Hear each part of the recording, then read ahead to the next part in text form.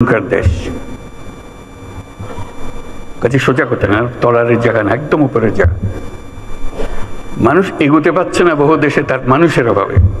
আমরা যে মধ্যপ্রাচ্যের লোক পাঠাই, তারা কোন দুঃখে আমাদেরকে নেয়?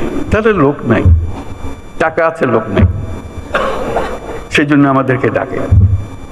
পৃথিবীর সব লোক বসে আছে কখন আমাদের থেকে লোক পাবে। আমি প্রায় বলেছি, চীন যেভাবে অগ্রসর হচ্ছে, চীন হলো সবচেয়ে বেশি সর্বোচ্চ সংখ্যক জনসংখ্যার দেশ। বলছি যেভাবে অগ্রসর হচ্ছে, কিছুদিন পরে বোধহয় আমাদের কাছ থেকে লোক চাইবে, তার এত টান করবে তখন। এই হলো আমাদের সুযোগ। আমাদের সুযোগ শুধু সংখ্যায় না, আমি সংখ্যার উপরে বেশি গুরুত্ব দিচ্ছি না, সংখ্যা গুরুত্বপূর্ণ, কিন্তু প্রতিটি তরুণ বাংলাদেশের মহাশক্তি, মহাপ্রচণ্ড শক্তি। সেই তারুণ্য বিশ্ব জয় করতে পারে। সেই তারুণ্য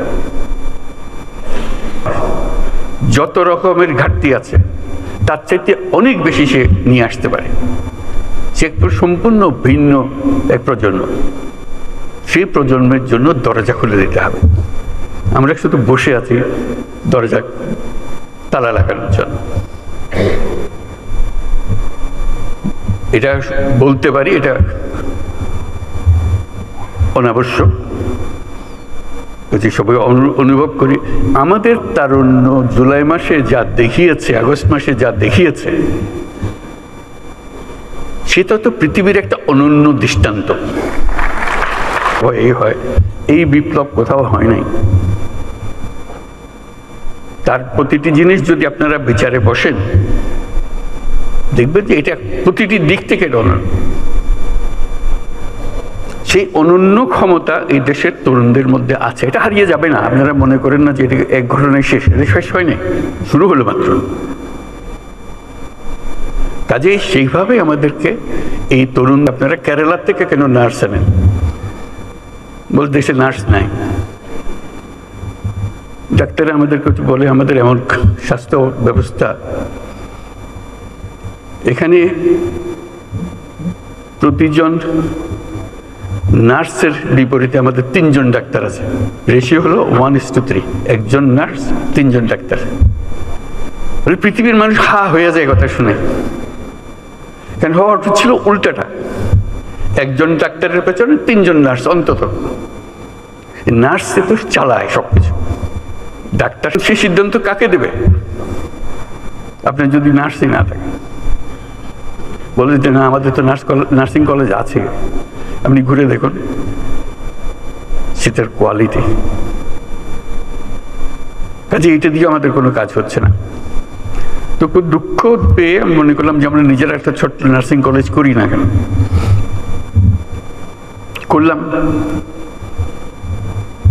গ্লাসগো ইউনিভার্সিটিতে আমি চ্যান্সেলর, কাজে আমার কথা সে ফেলে দিতে পারছে না যে আমাকে সাহায্য করতে হবে, আমি একটা নার্সিং কলেজ করব বাংলাদেশে। পুরোপুরি সাহায্য করলাম এবং চমৎকার একটা নার্সিং কলেজ তৈরি হলো। মাত্র 40 জন মেয়ে নিয়ে আমরা শুরু করেছিলাম, গ্রামীণ ব্যাংকের মেয়ে, পরিবারের মেয়ে, যাতে গরিব ঘরের মেয়ে। আমরা নার্সি যখন বানাবো অন্যদের দেবো কেন, গরিব ঘরের মেয়েদের দেবো। সে ইংরেজির একটা অক্ষর সে বলতে পারে না, কোনো রকমের লেখাপড়া শিখেছে, আমরা তাকে দিলাম। তার নার্সিং ডিগ্রি পাওয়ার আগেই তার টুকুর ইংরেজি, আন্তর্জাতিক মজলিসে এসে বক্তৃতা করে, তার ভবিষ্যৎ কী রেখে সেগুলো নিয়ে কথা বলে। আজকে সেই নার্সিং কলেজে বড় কলেজে পরিণত হয়েছে। আমার বিষয়টা হলো বড় কলেজ হওয়ার বিষয়। হঠাৎ দেখি নানা দেশ থেকে লোকজন আসে। বিশেষ করে প্রথম যেটা ধাক্কা লাগলো সেটা হলো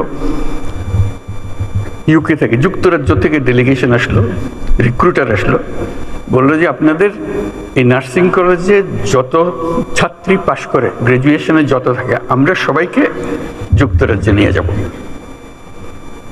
আপনাদেরকে অফার দিলাম, আপনারা কি কি চান সব আমাদেরকে বলেন, আমরা সেটা পরিপূর্ণ করব। আমি অবাক হয়ে গেলাম, আমরা তো যুক্তরাজ্যে পাঠানোর জন্য নার্স বানাচ্ছি না এখানে।